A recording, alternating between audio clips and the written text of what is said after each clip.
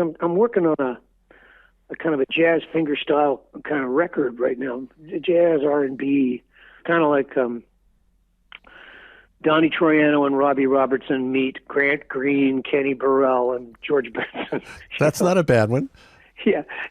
Like, that's kind of what I'm thinking of it like as a Toronto roots of R&B-ish jazzy kind of record. So, 10 pieces that are all in that ballpark. They all groove, and they've all got a fair amount of bluesy R&B in them, but I'm, sometimes taking it outside the box a little bit into the territory that Kenny Burrell or Grant Green might go in. So anyways, this is a fair challenge for me in my older age.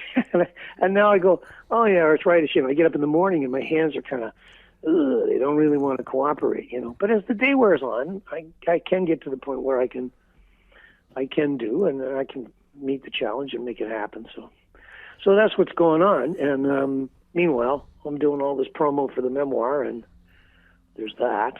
Well, nothing stopped you from writing a memoir. No, oh geez, no. And I think the memoir makes it fairly clear that nothing's ever going to stop me from being creative. To me, that's the main ingredient for everything. Writing songs, playing guitar pieces and stuff. I can make you aware of another thing that I got going. This is a sort of off the beaten path, but it ties into the memoir a little bit because it is based on nostalgia. So there's a guy named John Carroll, and he's the tour coordinator, promoter, contractor for this major event that happens every, I think it's 4 years, where he puts the contingent together that travels to the world junior hockey championships for the Canadian people. So, the mums and the dads and the sisters and brothers, like whoever decides they want to go to these things. And this year it's in Gothenburg, Sweden. Now I have a pal, a guy named Mike Schotten. He's got a studio, and he plays drums and sings, and he's been in rock bands in the past and stuff. And Schotten was kind of at the heart of putting the bands together for these things. And he kept saying to me, you should come sometime. And Carol, this idea of having the bands for the New Year's show for all the Canadian folks, him and his wife would get up and sing backgrounds as part of it and stuff. And then he started doing videos for YouTube, calling it the Canadian Cover Crew. And he'd say to me, hey, Rick, you want to come and play like sitar guitar on an old Delphonics tune? Or do you want, hey, we're going to do an old Lighthouse tune. You want to? And I would go, yeah. And he said, well, we'll pay a sideman, fees. I go, I don't care. Give the money to charity. That doesn't matter to me. But I would do it. It was fun. It was great fun. And so then he says to me, hey, we're thinking, would you like to sing one, Rick? We'd like to do Eleanor Rigby, and you can do it with a string quartet, and Claudio Venna will write some charts. And I went, string quartet, Eleanor Rigby. Oh yes. Yeah. So it was great fun. I really enjoyed it. So then they shot that for their YouTube video and stuff. So then it's like, now they've kind of got me halfway over the barrel. They're going, come on, you got to come to Sweden and we'll do these things. And then it was like, John finally says, look, Rick, we could do covers of the old Triumph stuff, and you and Claudia, you could rewrite the charts, and we're going to have strings there, and we're going to add some horns. And I'm going, old Triumph songs with strings and horns. I can't wait. Okay, I'm in. So my wife and I are going to fly to Gothenburg, Sweden for New Year's, and I'm going to get up on my hind legs and bark and do all these. Now, I'm telling you, I took the Magic Power would normally be in the key of D, and I redid an arrangement for it. And I went out to Penticton this past summer, and a guy named Robert Ott. I don't know if you know Robert, but he kind of ran Olé Publishing and stuff, and he's like this independently wealthy dude, but he puts together this song sessions thing out in 97 North song sessions out in Penticton. And so I fly out to do this thing, and I get an acoustic guitar, and I figured out an arrangement of Magic Power, sort of key of A instead of key of D. Now, do you think of that as going down a fourth or a fifth? Like if you take it from D to A, how do you think of that as a key change? I look at it as probably a fourth. Okay. Yeah. That's us guitar players. We go D to A. That's A is the fifth of D. I'm going a fifth. But I'm thinking, no, maybe it's a fourth. Anyways. Because I'm looking at it as in a pianist perspective. Yeah. Yeah, and I'm looking at it, and then I go from A to E to B to F sharp, right? Right. Yeah. Okay. So it's down a fourth. Yeah. and I can handle it now vocally quite easily, but in key of A, you can absolutely beat the shit out of the guitar. It's fantastic. It still gives you that Pete Townsend kind of, there's a Townsend kind of chord progression in the middle of the tune that goes like A, G, D, D, A, G, D, D. And so I'm going, this is fantastic. I can really wail on it. So I'm looking forward to it. It should be fun. And it breathes new life into the songs, gives me a chance to sort of see them through a different lens and a different perspective. And just on the book here, writing a memoir, there's so much involved. I imagine when you got started, you said, okay, I'm finished. You get started, you get like a page, and you go, I really don't want to do it. And then you walk back and you go, I think I can do it. And then you do it for a while and you go, I kind of like what I'm getting on the page. There's some good things here. And then you look at it again and you go, oh, God, I got to continue this. So you must have had some moments, some challenges just getting focused on this. Yeah, it was really hard. I mean, the challenges that I found were self-editing. That was because I do tend to be, I can run my mouth, but I have this, Irish kind of gift of the gab thing too. So that, and of course, my life has been so full of other stuff. There's 16 chapters in the memoir. One of them is a triumph chapter. One. It was not, the main thing of my life, but obviously it's the main thing that most folks, the marketing department of ECW Press is going, yeah, can we get Triumph on the cover somehow, the word Triumph? Hey, can we name the book Lay It on the Line because that was your biggest hit? And you go back and you look at, even like huge stars like your Bruce Springsteens of the world. He calls his memoir Born to Run. You go, okay, well, I'm not going to fight City Hall on this. I'll just... Keith's were called Life. Keith Richards was just something simple life. Right. Yeah. That's true. Although, didn't you find with Keith Richards, did you read it? Oh, yeah, I loved it. Yeah, and I thought it was good too, but I thought most of it was he sat down, did interviews, somebody transcribed it, and there could be chunks of it that he wrote, but I don't know. I'm thinking most rock star memoirs, they get ghostwritten by somebody. Certainly, editors have a lot to do with making it be, the King's English. Like Springsteen, no, I think Springsteen did write his. When I read his, I was going, hey, there's a real kind of getting naked out on the high wire kind of vibe to this.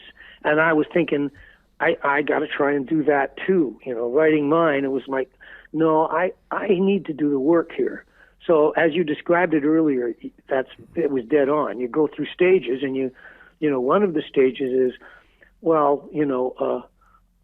trying to figure out where the line is for honesty. Like, how far do you go before maybe you're starting to write and talk about things that, for example, your wife would go, hey, buddy, that's too far. But isn't that the challenge, though, that when you're in a band, if you're going to capture that moment, you have to lay out the landscape. You have to lay out the emotions of the moment and the hilariousness of the conversation or the darkness of the conversation and what happens from this. But then you walk into the legal situations. Yes, yeah. And, certainly with the Triumph chapter, I did have to have, beta readers, go over my stuff. And the guy that used to manage my career, who you might have run into him way in your youth, a guy named Ross Monroe. Cause he, oh, yeah. He looked after us when we had Kearney King McBride or China. Yeah. Yeah, he was a great guy. Yeah, and a lawyer, Yeah. So at one point I had him sort of read it through and saying, and he would say, yeah, man, you're being fair, you're being honest, and I don't think there's anything here you can get sued for. But I had another friend, Terrence Young. He'd served a term or two as a provincial MPP, member of provincial parliament, and then he was also federal for a while. And a conservative guy, and still my friend, even though I'm about as liberal can get. Yeah. And he read it, and you know, he's a guy that sort of understood, this is how you get along with people in caucus, and this is how you know, get along with people on the other side of the aisle. And so then he would give me pretty strong advice about, yeah, this is good. I mean, what we're talking about here is the things that happen in the dressing room are maybe supposed to stay in the dressing room. The things that happen in the boardroom are maybe supposed to, you know, all of that kind of stuff. Oh, the blue wall, you know. Yes, yes. If you're a cop, you know, you're not really supposed to betray the team, you know. And I feel those things. I understand those things. And, you know, I think it's also kind of key to understanding me personally that, like, I had these jock tendencies in my youth, but I really liked playing team sports far more than running track. You know, you're running in the sprints and stuff, all the stress and the anxiety, it's just you. That's it. It would be like playing tennis or something, you know. Whereas when you're playing on a team, you got everybody else in the dugout, you know, sharing in this. And so you're kind of spreading around both the, you know, the agony of defeat and the, you know, what was the other side of ABC? The something of victory and something of victory and the agony of defeat. Anyhow, you're spreading it around. And I like that feeling. I think you can probably relate to that, right? Yes. You play basketball and stuff, right? As I was reading, I'm going, okay, here's where you walk the line. And you did it very well, because you basically said, I like what I'm doing, but I have an understanding, as you said here, as a performer, you're just a commodity on the stock exchange. Your sound checks, you do the show, then there's 21 and a half other hours that you're on life support. Yes. I get that. And you're away from family, and there's times when you say, God, I could just step away from this and do things that I want to do. Yeah. And then also the frustrations of going in and you have songs that you want to do. Their songs are written, and who's going to sing them? You got a particular key you'd like to do it. You hear yourself singing it. The song goes somebody else. And these things cause friction. You have to be diplomatic about it, you know, because you're working for the band. All of those kinds of things, like for me writing the memoir, I would say, okay, so these things are about the dynamics of, say, being in the music business or being in a band or whatever, but how do they also translate to the idea of being in a family or, you know, being on the faculty of a college, you know, and sitting in a meeting with a bunch of folks that are coming up with course curriculum, you know, like all of those things have been part of my life. So I was trying to find the common things that then relate back to, so what kind of a guy was I as I went through these different experiences? But then, of course, the other part of it, too, is, and this is a sort of a surreal thing about writing a memoir, you finally get to the end where you go, okay, I think this thing's finished, to deliver to the editor. They're going to, you know, print it up, put them out there, and put a picture of me from 1979 on the cover and go, oh, fuck, okay. So, you know, this is the thing you go through, and then you realize, well, hang on, not dead yet. You know, there's a Monty Python kind of thing of, like, it's surreal. You're going, yeah, okay, well, I finished that, and I've closed the door on those chapters of my life, but I still have a life. I still, you know, so what kind of a guy was I that is now the guy that I am, and, you know, the guy that I still want to become? And there's a fantastic lyric in a Leon Russell tune, which is one of my favorite songs of all time, Song for You, where he says something like, I know that I'm do you remember this better than me? I know that I'm the person that you see me or that you want me to be, or, like, in other words, whoever loves you sees you, and they see the best parts of you that you don't even necessarily remember about yourself in times of stress or anxiety, or in times of trouble. You're kind of going, yeah, I forgot myself. I forgot who the best part of me is, you know. But people that love you, they do see that. And so you have to, that was one of the things in the book where I go, okay, I think I have to, and again, process, like when I'm having these folks read through the Triumph chapter to find out whether or not I'm, and they go, you know, you want to celebrate the virtuous parts of who you were and what you had, more than you focus on the, you know, the the scintillating, titillating kinds of horrible, terrible things that everybody wants to read the book to find out. Like I read Clapton's book, and I go, I really want to hear about when Cream broke up, and did him and Ginger Baker actually have fistfights? Yeah. I mean, that's what people go to the books for. But in the end, other people said to me, "Yeah, don't live there. Live in the moments where you're celebrating." My friend Terrence said the best thing of all. He said, look, when the band was breaking up and you and Gil were fighting and stuff, he goes, Gil only ever wanted the same things out of the band that you wanted. You wanted the band to be these things that you truly right down to your heart, you believe that they were the best things and the right things. He says, but that's what Gil felt too. Robbie Robertson's testimony is just fantastic. Yeah. Then you read Greg Allman. Oh, yeah. And it's just garbage. Right. It's just, I slept with, I did heroin, I shot up last night, I did this, and you go, I can't even have it a shower. I need to have, I have to be reborn to read this damn thing. Those books I can't read. It's also upbringing, because you weren't a guy who was just screwed up and messed up all the time, and you lived a different life. Yeah. And, obviously, I would be the first to hastily, say, look, hardly lily white, hardly a long, long way from perfect and clean and morally, righteously, bugs me when people get too self-righteous. And so there's a fault of mine that I tend to, in baseball games, I would be somebody that would argue with an umpire. Of course. I'm a little bit like Billy Martin now. I don't really like this about me, but so I'm not perfect, but I was like, when it came to drugs, for example, I would go, it's not like I didn't do them. I was part of my generation, and certainly we experimented, but I got to about my mid-20s, a little further along, and then I went, this is just not fun anymore. I don't enjoy this idea of sort of not being in control of my own body and being in control of my own mind. Like, I think I would much rather be clean, So, yeah, and when I fell in love with my girlfriend, it was like, okay, when I tell this woman that I love her, I think I'm going to be committed to the idea that that's going to be a forever thing, So I was not the kind of rock star that couldn't wait for after shows so that I could go and check out all the chicks at the meet and greet. That's right. I see that in you when I go farther into the book and you start talking about the skills sets, the things that you've learned, and you break it down into chapters through your lifetime through music. No, that's right. You're thinking about you're actually thinking about the music, you're thinking about the art form.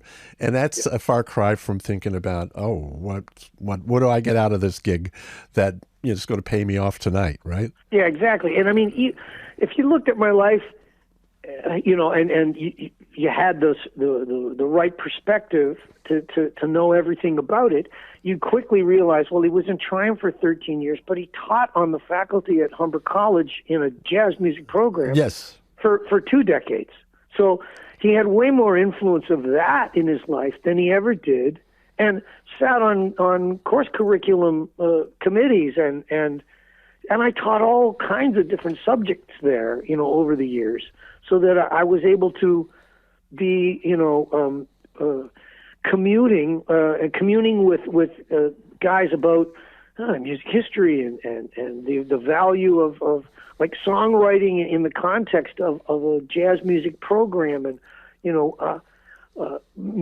helping students when they're recording and they're doing their own recordings in their 4th year. Like, I was on the committee that helped switch Humber from being a 3-year diploma program to a 4-year degree program. And I sat on a committee with Mike Downs and Brad Klump there. And it was a really nice experience in my life to be sort of thought of as a colleague of guys of this stature. Like, Mike Downs is a heavy, heavy musician, Yes, he That's is. all those guys there on the faculty, and the women too. Like, I hasten to make sure that I'm not sounding sexist at all. Like, Colleen Allen had played in my band way back when I left Triumph, and then she was on the faculty and teaching there, and she's a fantastic musician, So, I don't know. That was always a really, really important thing in my life, and I loved that collegiality, That was a really cool thing to me. There's something about learning. If you still have the clarity of thought, the interest and curiosity, you will always add things to your vocabulary. Absolutely. And solve other issues that you thought were impossible because of the tools that are available now. Yeah, I agree with you 100%. I think that's a really important and valuable thing for people to realize. And I used to tell students all the time, look, first of all, you really need to have humility and modesty as one of the things that exists in your trick bag, because you're chasing music here, and music is an infinite challenge. Like, you're never going to reach the end of this. You're never even going to get close. And if you do check out, like, you mentioned some heavy names there, Tatum and Bill Evans, and, like, those guys, they were also extremely humble and modest about this thing that they were chasing and going, I think it's Einstein or something. I'm not even quoted it in my book somewhere about, we know 1% of 1/billionth of anything, something like that, And I think all good jazz musicians understand that, I think they have the feeling that it's like, okay, I'm picking up my instrument here, or in your case, sitting down to my instrument, and I'm going to start exploring the universe, and so that's an infinite thing, I don't think you should be too cocky, The world that's been there before you will put you in your place. Stand on the shoulder of giants, as they say.